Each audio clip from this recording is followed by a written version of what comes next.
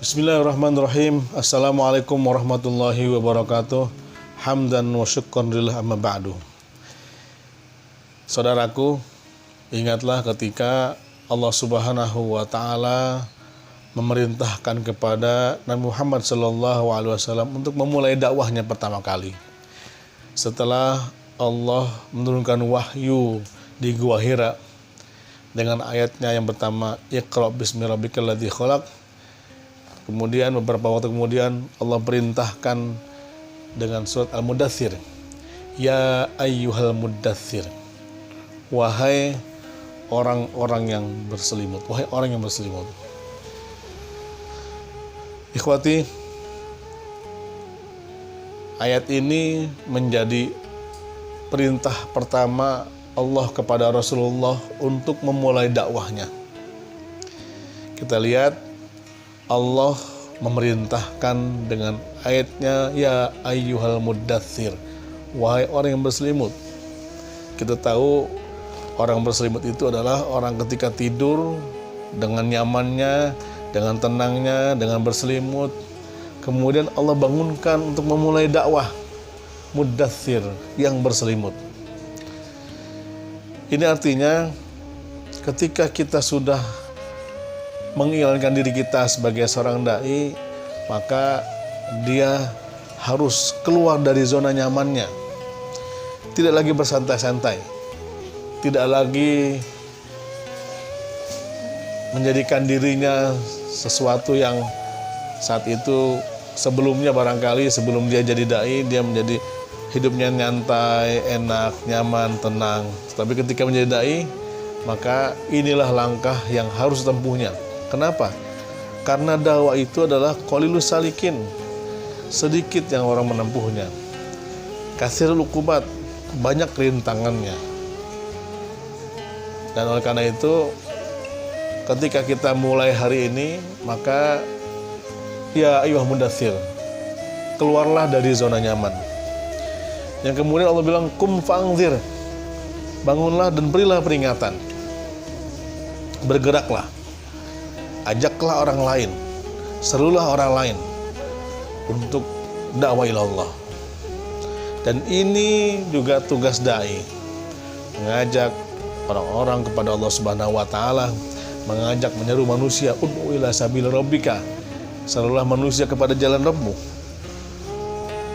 Karena itu bagi seorang dai haruslah dia pandai-pandai menjadi contoh bagi orang lain. Kalaupun kita tidak bisa berbicara dengan pandai depan mereka, tetapi kita menjadikan figur diri kita sebagai contoh untuk menuju kebaikan, ila sabil rabbika. Kemudian warabbaka fakabbir. Ketika membawa dakwah ini, maka yang selalu diagung-agungkan adalah Allah Subhanahu wa taala, lain tidak. Tidak ada tujuan lain. Tidak ada tujuan apapun selain kecuali Allah Subhanahu wa taala. Jadi Allah sebagai ghoyah, Allah sebagai tujuan, dan selalu mengagung-agungkan Allah Subhanahu wa taala.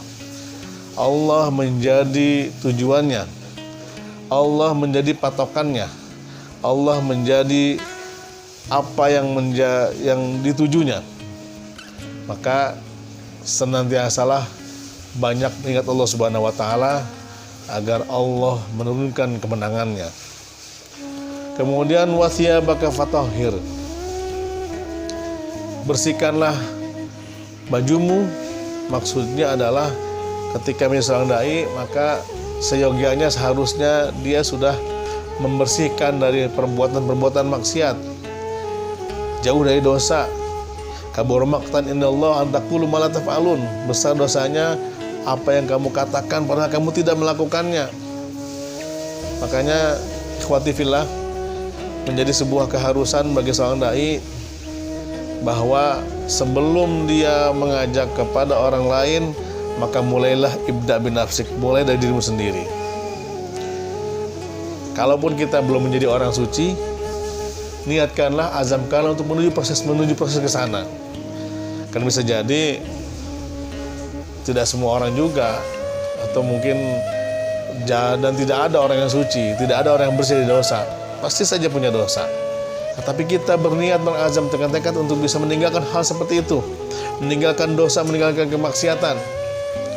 Wa thiyabaka fatahhir, dan bersihkanlah bajumu, sucikanlah bajumu, bersihkanlah tingkah lakumu, pakaianmu yang menempel pada dirimu untuk menjadikan kita menjadi orang bersih, orang suci. Ikhwati, ingatlah bahwa dakwah ini adalah tugas suci, maka dia hanya diemban oleh orang-orang yang suci pula. Warujza fahjur, terhadap perbuatan dosa maka tinggalkanlah. Sama dengan tadi, bahwa kita sudah mulai meninggalkan hal-hal yang berbau maksiat, meninggalkan hal perbuatan dosa. Jangankan perbuatan dosa, perbuatan haram. Min husnil islamil mar'i tarkuhu ma la ya'nihi. Sebaik-baik Islam seseorang adalah meninggalkan hal-hal yang tidak berguna, yang tidak perlu. Jangankan perbuatan makruh, perbuatan yang mubah yang tidak ada maknanya saja kita harus hindari. Jangan menjalankan hal-hal yang sia-sia. Jangan melakukan suatu hal yang hanya membuang-buang waktu saja. Ingat bahwa bagi seorang dai semua waktunya adalah dakwah. Tidaklah menjadi sebuah hal yang sia-sia ketika dia menjalankan langkah kakinya untuk menuju sebuah langkah dakwah. Wala tamnun tastakthir. Ini juga menjadi sebuah akhlak seorang dai, bahwa ketika kita melakukan kerja-kerja dakwah, ingat tidak ada yang menggaji. Jangan mencari kekayaan dari dakwah, jangan mencari sesuatu dari dakwah, jangan mengharapkan sesuatu yang besar balasan dari dakwah, kecuali pahala dari Allah Subhanahu wa taala, kecuali dari Allah Subhanahu wa taala. Kalaupun nanti Allah kasih karunia, Allah kasih rezeki yang luas dari karena sebab dakwahnya, itu adalah sebuah sampingannya, itu adalah sebuah bunga-bunga dalam dakwah. Tapi ingatlah bahwa seorang dai tidak boleh mengharapkan balasan yang lebih dari apa yang dikerjakan. Jangan mencari kekayaan, jangan mencari kesenangan, jangan mencari hal-hal yang membuat kita jadi tidak berwibawa dalam dakwah kita.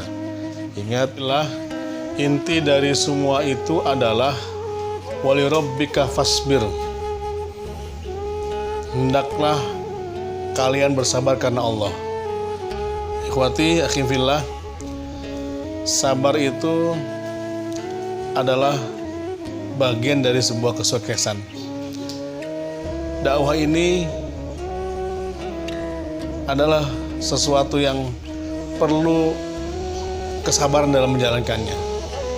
Kita tidak boleh terburu-buru untuk mendapatkan hasil. As-sabru ala tahammuli abai dakwah. Sabar dalam mengemban amanah dakwah. Fasabrun jamil, sabar itu indah. Oleh karena itu, dakwah perlu dijalankan dengan kesabaran. Tidak boleh terburu-buru, tidak boleh ajalah. Nah, makanya ikhwafillah, inti dari semua ini adalah kesabaran. Ketika kita menjalankan sebuah aktivitas dakwah kita tidak boleh cepat-cepat menghasilkan hasil. Dan hasil itu adalah di surganya Allah Subhanahu wa taala.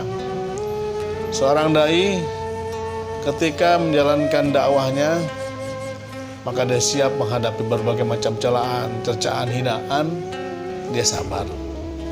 Seorang dai ketika menjalankan dakwahnya dan orang tidak mau mendengarkannya, maka dia juga harus bersabar.